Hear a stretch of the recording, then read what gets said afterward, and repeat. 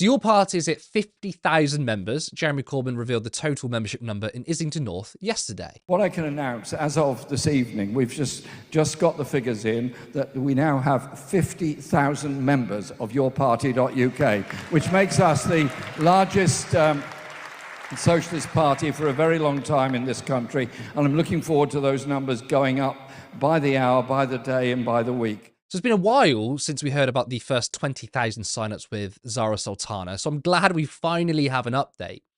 The question is this a good number?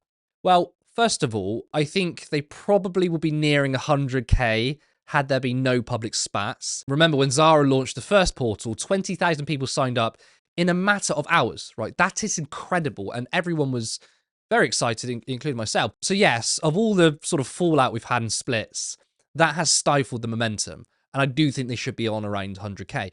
But given that the public splits have happened, right, nothing you can do about it, they still managed to reach 50,000. I don't think this is a bad number, right? If you compare this number to what they could have had, sure, it's lower, but again, the public stuff has already happened. Now, I do think many of those who would have joined went to the Greens, which is not a bad thing. I'll expand on that in a second. But 50,000 paid members to a political party is nothing to be sniffed at.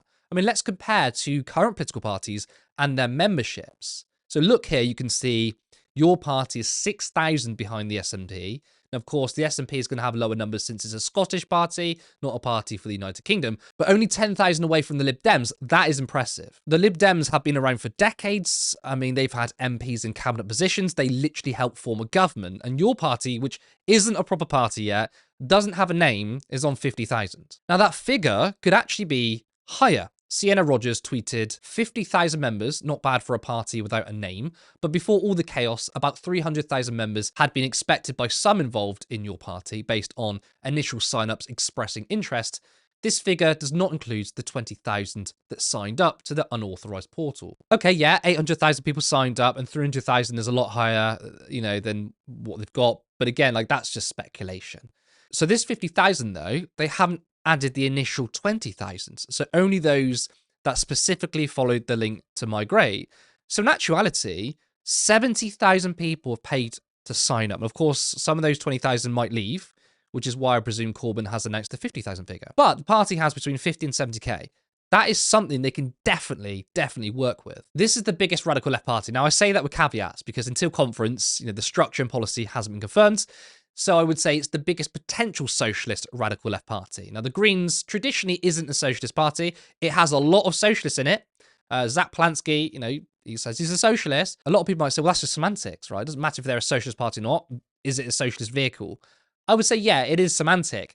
But I'm saying this in the context of any party over the years that have said they are explicitly socialist has never had the membership size of this. Now, in years' time, it's possible that all the internal issues could be ironed out, and it could still be a mass party.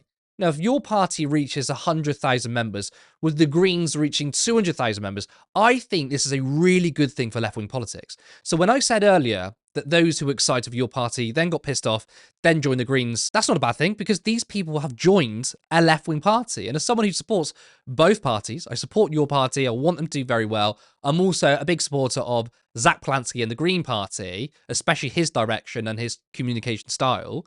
I'm very happy that people are joining a left-wing organisation and leaving the shit that is the Labour Party behind. Now, it's very possible that the Greens in your party will get more members than Labour, and eventually, the two parties combined could have the highest number of members. There is a hunger for left politics. The problem has been the organising side. It's not that there aren't people out there who want to see a left-wing project. Of course, you had 600,000 members under Jeremy Corbyn when he was Labour leader. After that went, these people just didn't disappear. There was just no sort of structure or organisation for people to rally behind. And for those that say, well, it's a small fraction of the 800,000 signups, you have got to remember that was basically an email list. I signed up. Many journalists did. Probably those on the right wing. Many corporate media journalists also signed up because they wanted updates.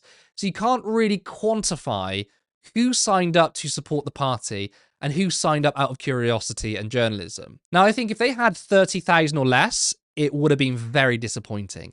But 50,000, again, minimum, because it could be up to 70,000, plus, with the Greens becoming a mass membership, all hope is not lost.